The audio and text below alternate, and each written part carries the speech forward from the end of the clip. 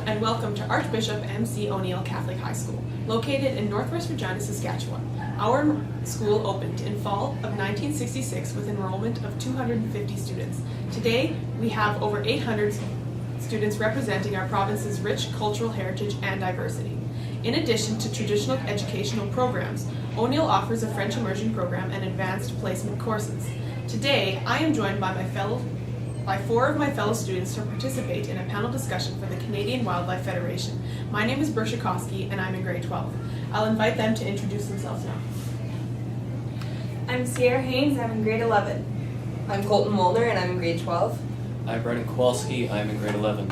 I'm Quinta Sion and I'm also in grade 11. Today's panel discussion will be moderated by our principal, Miss Kelly Eamon. Well, thank you for participating in this discussion, ladies and gentlemen. The first question is, do you go to parks and is there a park near you? So I'll maybe start with you, Brennan. Well, yeah, I go all the time. I think the closest park would be probably Venture Park. Okay, and that's a local recreational Local park? recreational. Do you venture to provincial, regional, or national parks ever? On occasion, when I have the time. Most frequently Blackstrap, Okay. but I have been to Banff and Wanuskewin. And what do you like about visiting those types of parks? No, it helps me relax. I think nature has its own way of just making me feel calm. And what about you, Colton? Do you attend parks? Lots of them. We make a point to go to a national park every summer. That's part of our summer vacation. We're always in the provincial parks, Thrones Ravine, Moose Mountain, places like that. As well, we do go to the local parks like Wascana and we take in all the events that happen around there. What are some of the specific activities you like to do in parks? I really like to hike and I like hiking with my dogs. We do lots of hiking there. We do just sightseeing, photography. I really like photography and there's tons of things out there to take pictures of. And it's nice to just kind of be connected. Usually we don't even bring our camper, we'll just camp in a tent and it's relaxing. Excellent.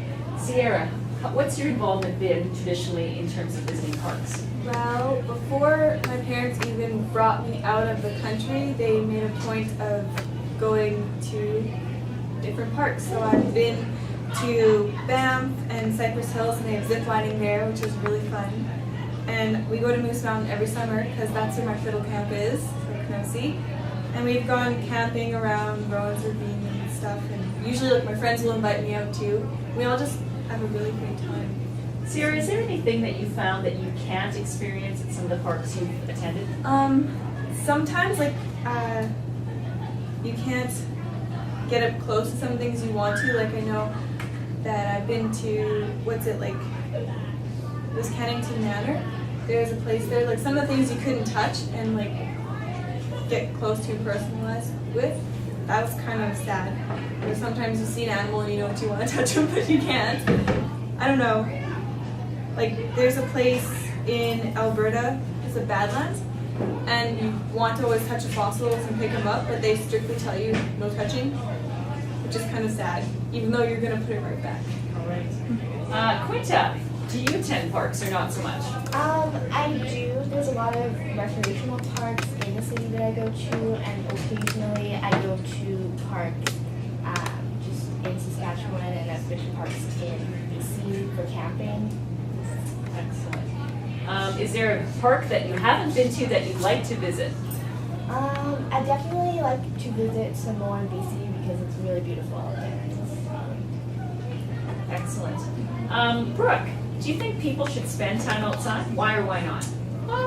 Yeah, I think they should, because first, the oxygen outside is very healthy, and personally I find being outside very relaxing and just like listening, because even sometimes I find the wind very beautiful, just in general, and I don't know, a lot of times just going outside you can just look at other people and you're just free from all of your problems. In terms of the rest of you, I'll just invite responses. What do you think some of the advantages are of people spending time outside in addition to the ones that Brooke has outlined? I think Sarah? it probably promotes just healthy living because if you're outside, you're more likely to be active doing something.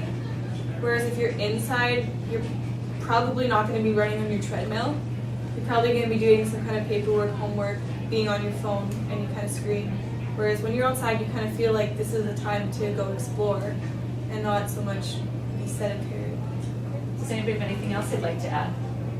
Yeah, I feel like it's like a great tool for education being outside because like when you're stuck inside, there's only so much you can learn about where you are. Where if you're outside, you're exploring. There's so many things you can see. I know my mom runs a daycare and there's groups of kids they'll take and they'll go just to a park for a day and they'll look at things and they'll find things and make crafts out of things and they love it. They learn so much.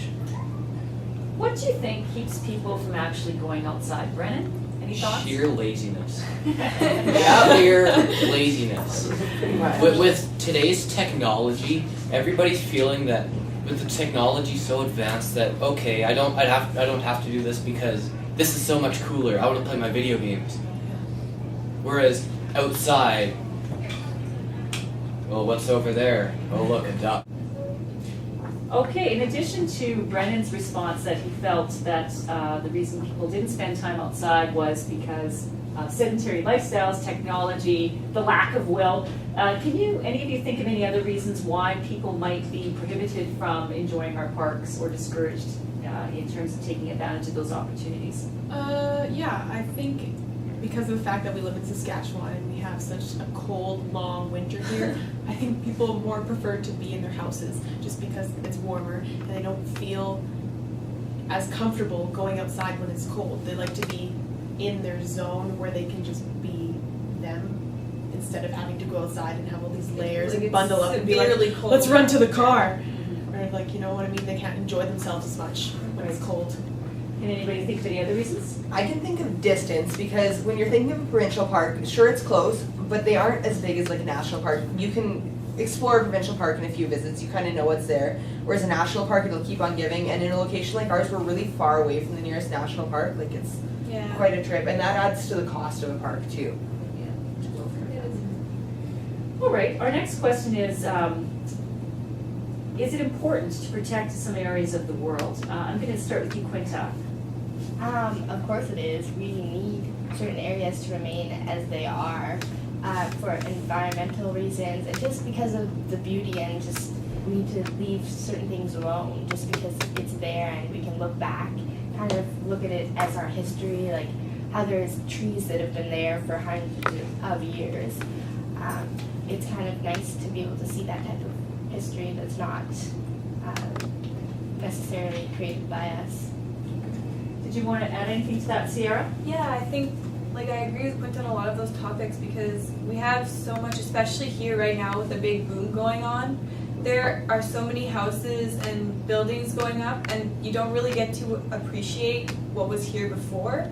So I feel like it's really important to have areas that are just left alone or maybe cared for. Even, it would be okay to care for them, I think.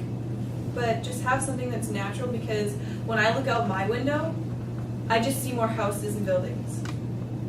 Does anybody want to add anything else, gentlemen? Not that I can think of. I very much agree with the point that it's good to have something untouched, something that you can go back to and just breathe and it's there. Oh, Brooke, go ahead. and for like animals, sometimes in certain parks, there are animals there that only live in that certain place, and you have to like protect them or else they're gonna go extinct. Yeah, very important. Yeah. All right. My next question is, what would inspire you, or what would you say to inspire others to visit protected areas such as parks? And I'll start with Colton this time. I would tell them that it's impossible to say you have traveled or explored unless you've seen what's in your own backyard because there's so much in Canada to see that it's ridiculous when people say there's nothing to do this summer, I'm bored. Get in a car and go. There's places to go. Do you have anything to add to that, Brennan? Nope, he said it all. You said it all. Yeah, How he about did. the rest of you? Well, it is land of the living sky, so you should try to go actually see a sky, maybe some stars, not Northern just Lights. city lights. City lights. Now, this is a question that might be interesting for us living in landlocked Western Canada, but the question is, do you think we should protect our oceans, which for us sometimes seem very far away? But I'll begin with Quinta. Do you think we should protect our oceans? Why or why not? I'm gonna go with of course. It's just really important to have another, it's almost like a separate ecosystem on its own, and just to have all that just untouched and just not affected by us is really important, because when we've run out of stuff here, which we will, on land, well, we can kind of look towards the sea, but if we're ruining both places at once, it's not very good. Sarah, did you have anything you wanted to add to that? Well, sure. I've never seen the ocean before, so I have no experience with it, but I really appreciate being able to read about the things, and then I feel really sad when I watch documentaries and all these animals and they're getting polluted, and I feel like I try my best to do recycle and do things that will help, but you know, we live off of lots of different kinds of animals, and we even get our fish from the ocean, and if we want to continue being able to go to Red Lobster, then we're gonna have to protect those places. Excellent. Anybody have anything else they'd like to add? I know myself, I've been to the ocean a few times, and one of the saddest things I've ever seen, we were on our ship and we were going, and we saw a plastic bag in the middle of nowhere in the water, and it really puts it into perspective that you're this far out, you've been on a boat for 2 days, and you can see a plastic bag still that's been there. It's sad. All right, aside from protecting areas of the oceans, what could you do to make sure you help, don't hurt, our animals and creatures within the oceans? I'm going to put that question to Brennan. That'd be a toughie. But, you know, I think we really need to reduce on our plastic utilization. Because plastic has a very, very hard time breaking down.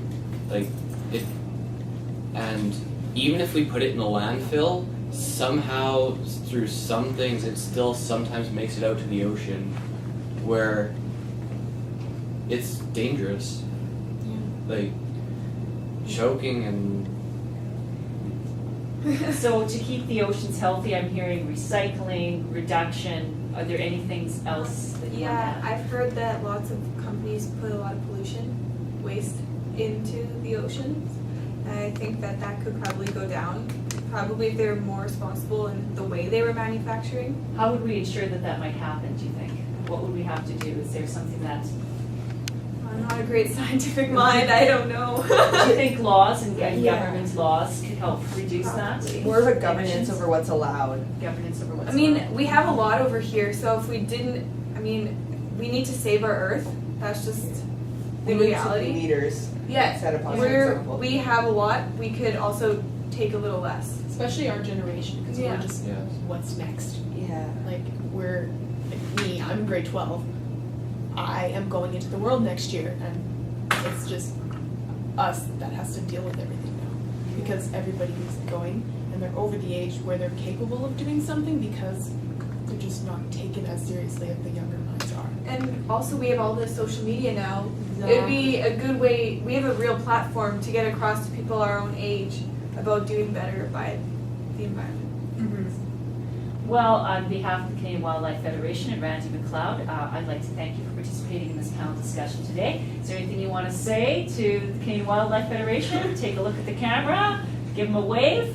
Go Titan! Goodbye from Goodbye from Canada. Yeah. Farewell. And that's a wrap.